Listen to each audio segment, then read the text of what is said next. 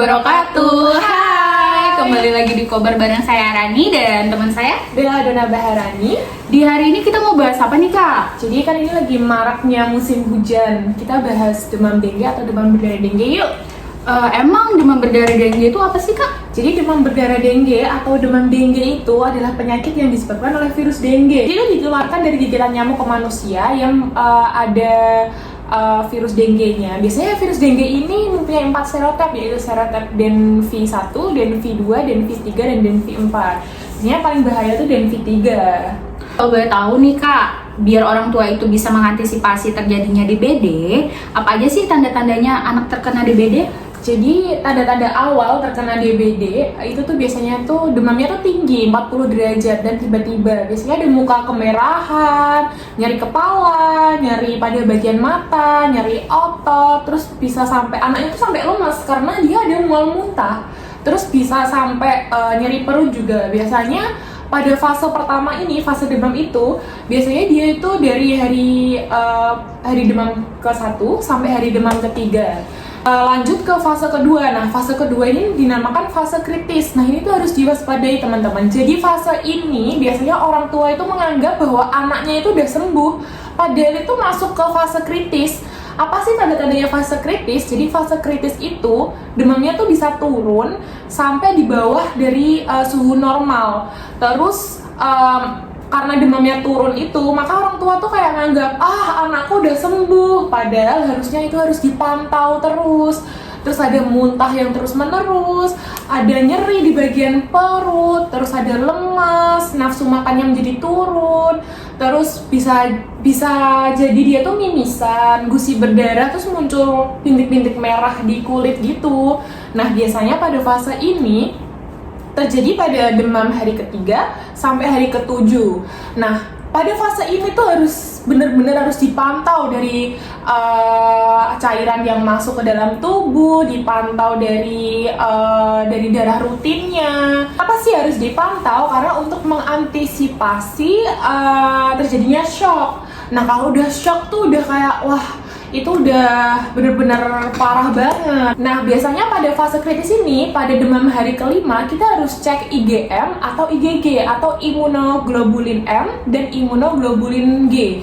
Nah, itu tuh untuk apa sih teman-teman? Jadi cek darah itu untuk mengetahui anaknya ini tuh beneran nggak sih terkena virus dengue gitu. Kalau IgM-nya positif berarti anak sedang terkena virus dengue. Selain kita cek IgM, IgG dari hari pertama sampai fase kritis, dari fase demam sampai fase kritis ini kita harus benar-benar pantau darah rutinnya dari hematokrit, trombosit, leukosit, sama hemoglobin. Itu untuk mengantisipasi adanya perembesan plasma.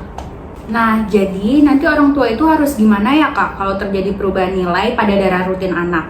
Nah, apakah nanti bisa kembali ke nilai normal? Nggak usah khawatir. Jadi pertama itu karena kita pantau terus, jadi kita tahu berapa cairan yang harus masuk ke dalam tubuh, berapa yang harus dibutuhkan oleh anak-anak dari darah rutin, cek-cek darah rutin itu.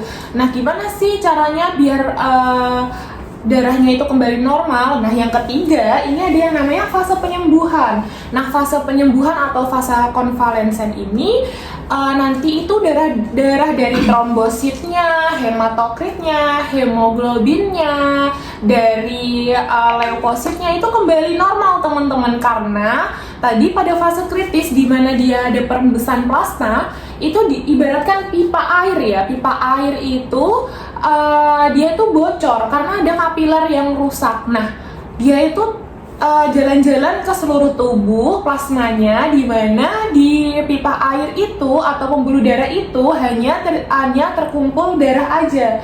Makanya di situ dari pemantauan darah itu akan mengalami naik turun.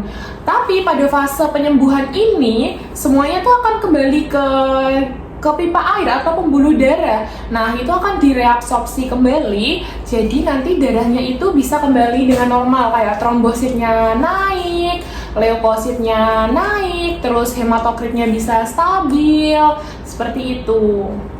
Jadi kalau udah ada tanda-tanda DBD ini, nanti langkah awalnya apa sih yang harus orang tua lakukan biar penyakitnya itu tidak menjadi makin parah? Langkah awal yang harus orang tua lakukan ketika anaknya itu ada demam tinggi tiba-tiba, yang pertama pasti harus langsung ke fasilitas pelayanan kesehatan ya.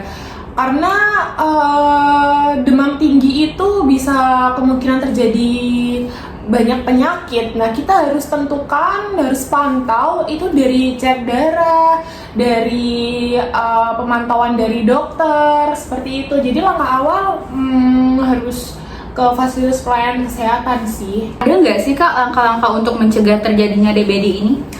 Ada banget. Nah, pemerintah itu udah menganjurkan pencegahan supaya mengantisipasi terjadinya DBD atau DDD, yaitu dengan 3M atau 3M+.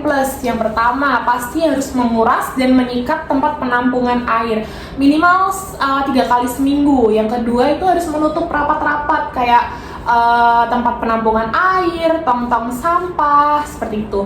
Yang ketiga itu mendaur ulang barang yang dia itu bisa menampung air. Jadi diminimalisir barang-barang yang bisa menampung air. Yang keempat, vas bunga, terus tempat kalau yang melihara burung, itu kan ada tempat yang buat makan, buat minum, itu tuh harus benar-benar diganti atau bahkan ditutup dulu karena bisa menjadi sarang nyamuk kan di situ.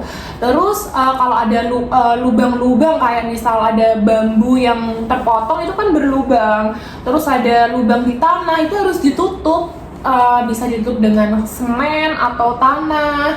Terus bisa menaburkan bubuk, namanya bubuk larvasida di tempat yang sulit untuk dikuras. Terus menggunakan kelambu, menggunakan kayak lotion atau obat-obatan yang mencegah gigitan nyamuk. Oh, jadi gitu ya Kak. Jadi DBD ini cukup berbahaya juga ya Kak ya? Berbahaya kalau nggak ditangani secara cepat gitu. Kayak udah tahu anaknya ini demam tinggi misal, nggak langsung dibawa ke fasilitas ke pelayanan kesehatan. Nah itu berbahaya banget teman-teman. Makanya kalau misal anaknya udah demam tinggi, udah muncul kayak mual muntah tadi yang saya sebutkan tadi, itu harus segera dilakukan di pemeriksaan di fasilitas pelayanan kesehatan. Nah, jadi itu ya teman-teman, adik-adik, bapak, ibu sekilas tentang demam berdarah dengue atau demam dengue. Nah, semoga dengan penjelasan singkat dari Kak Belladonna ini, teman-teman semua jadi mengetahui apa nih demam berdarah, apa penyebabnya, gimana tanda-tandanya, terus gimana langkah awal menyikapinya supaya tidak makin parah, dan tentunya pencegahan apa yang harus dilakukan biar tidak terjadi DBD. Semoga membantu teman-teman. Terima kasih. Assalamualaikum warahmatullahi wabarakatuh.